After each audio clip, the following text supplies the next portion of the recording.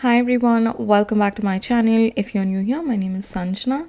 In today's video, I'll be doing a walkthrough of the Mindbrush journal, and this was actually requested by one of you guys. So thanks for the recommendation, and I'm really excited to check this out. So let's get started. Here we have the Mindbrush journal. Just by looking at it, it reminds me of the 5-minute journal. I feel like it is just a classic for guided journaling and especially gratitude journaling. They're one of the first brands that came up with that concept, so it reminds me of that just by looking at it. And looks like they're making a promise to 66-day money back guarantee, make your mind a nice place to be, practice self-care, a happier you. Okay, so it is endorsed by psychologists, teachers, and mindful experts, social media followers. Then 1% of all the sales go to mental health organizations. Okay, so let's see here. What do we have? Reflect on a new self-care theme daily. So I think it's more like a 66-day journal, guided journal that will help you uh, really like become more mindful. I think that is the whole concept. So you see here day 60, they're talking about the law of attraction on the left hand side, and on the right hand side you have some daily journaling prompts. So the first three sections are gratefulness one, and then what would make today great, what do I want to attract into my life, what steps am I willing to take to attract my dreams, and then how is the world better today, access to basic sanitation such as flush toilets with a slab has improved from 28% of the population to 45, and also helpful illustrations. Build an awesome relationship with yourself. This is another theme. No, not the theme. Okay, just like one of their features about their journals. We have another theme for the day here that says something to learn about, ikigai, your reason for being. Then again, an illustration. Looks like the first two questions are the same throughout the planner, which is three things I'm grateful for, what would make today great, and the other two questions are based on the daily theme. So because this is law of attraction, you have things like what do I want to attract in my life, and because this is ikigai, it's like what did I enjoy doing as a child or in my early adult years. So just to get a feel about what really brings you joy. And then you also have weekly reflection, so my wheel of life. You have different areas: body and health, family relationship, business and profession, money and finance, personal and spiritual, and celebration and contribution. So the weekly reflection prompts go like this. Something that you need to pay more attention to, just your general thoughts. What are your goals for the next week, and what can you do to make your week a little bit better? I think I like the weekly reflection. I'm not really sure how I feel about the wheel of life. I'm a bit careful about anything that slightly resembles habit trackers. I do feel like it can mess up your mind. Your eyes straight goes to a circle that isn't full you want to be, or rather than like let's say body and health, it's 5 on 5, but family and relationships aren't, probably it's 3 or 4. My mind would completely ignore this and would straight away go to the one that are marked fully. That's just um, how my mind works when I see trackers that are together. If they were individual in like body and health would be one wheel and family and relationships would be another wheel, those kind of trackers, I do see that it works. But something that's together, something that's in a tabular column, or that's like in relation to each other, it just doesn't work for me. But I'm really liking the prompts. I think those are quite good. Then here you have things about like setting up activities. So just to set up a foundation in order to use this journal, harness the power of gratitude. So you have some things about that, and then an activity for each page. A journal to prioritize yourself. So these are all the features. So 66 self-care themes, then a guide for self-care and your mental awareness, blank pages.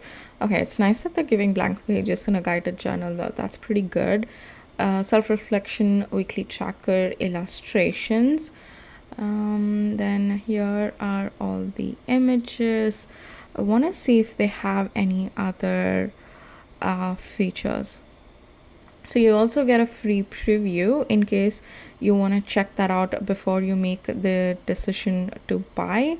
Not for the entire journal though, but I think you know how books, like whether it's fiction or non-fiction, they give you a little preview of the digital version. I think this is more like that, so you can get into it a little bit more in detail compared to the images to have a look at the content and see if this is something that you might be interested in. I'll leave that to you guys to check out the preview. I want to see a few more details. So they've also given a really nice 10-second summary which says the Mindbrush journal is a research-based journal that'll help you make mental wellness a core part of your self-care routine. Reflect on a new self-care theme daily. We did see that relieve stress and anxiety in just a few minutes every day through different introspective prompts that'll help you build an awesome relationship with yourself. Why it works, they have a few details about that. I want to look at if, like, do they have some features about just the book itself, like what's the size, the paper quality, and all that. I'm not really sure if that information is there. Okay, the paper quality is here, 8x5x6. It's slightly, I think it's more like the B5 journal. It's B5 journal size, and then 8 inches thick. The inside pages are 80 GSM. Okay, here we have the details of that. 80 GSM, I feel it is a little bit low. I actually prefer my planners, journals, or like just plain notebooks to be at least not at least, or like average to be 100 GSM.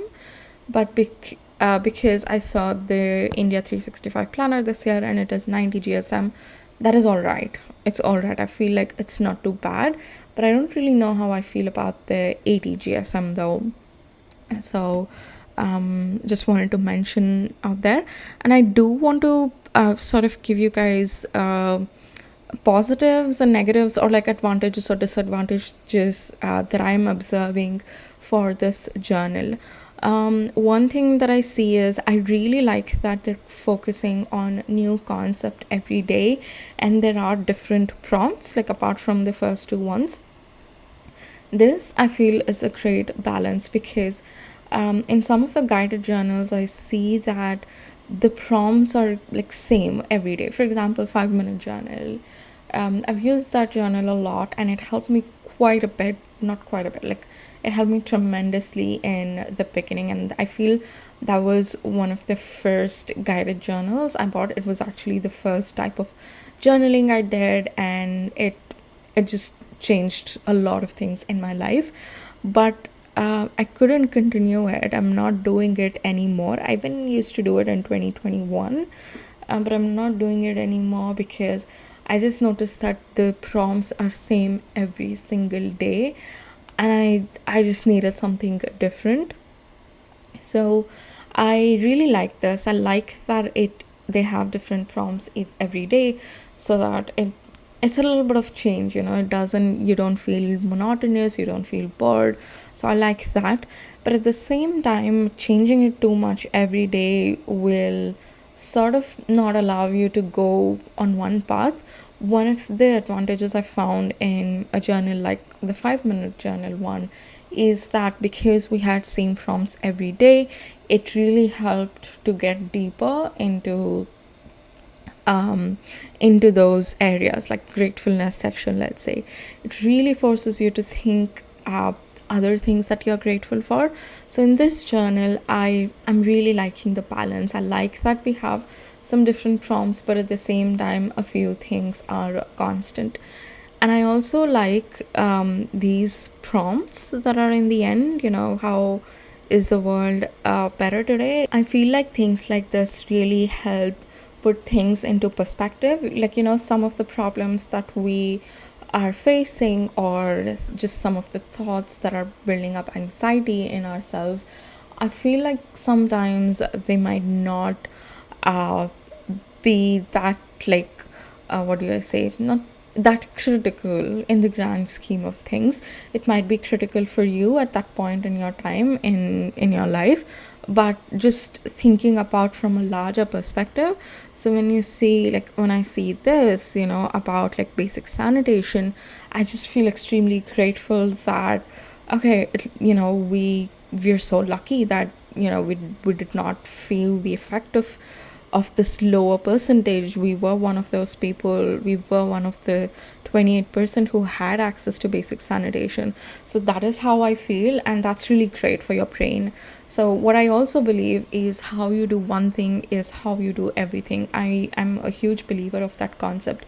So the more gratitude you feel in one area of your life, it sort of reflects to other areas of your life too. You start thinking that way in different areas. So I really like this.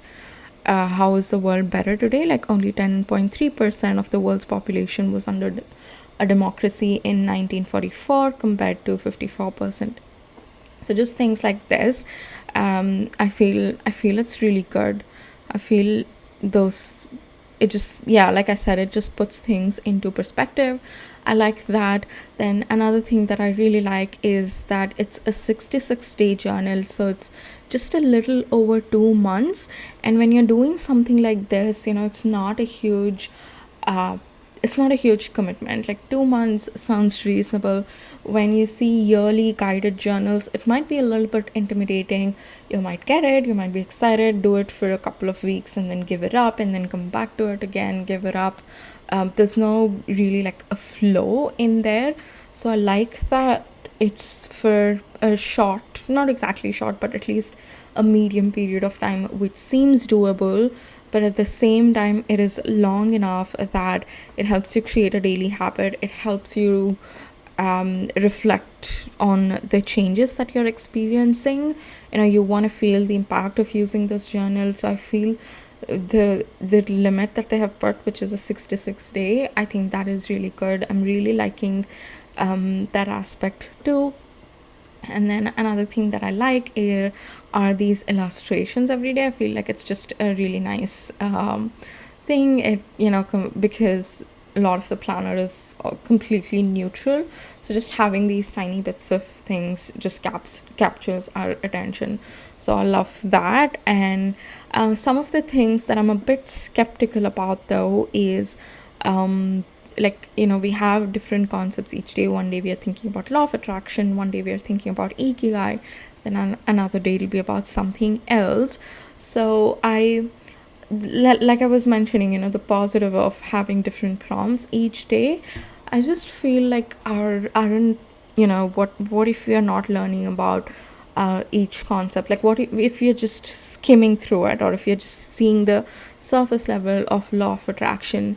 I'm just a little bit skeptical about that. But at the same time, I feel like it's a great journal to get introduced to such concepts. Law of attraction, you might not have heard of it, or you might have, but you wouldn't have really explored that aspect.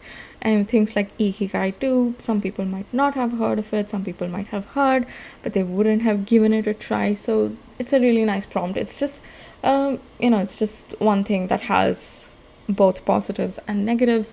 But I think 66-day, it should be fine to give it a try, I guess.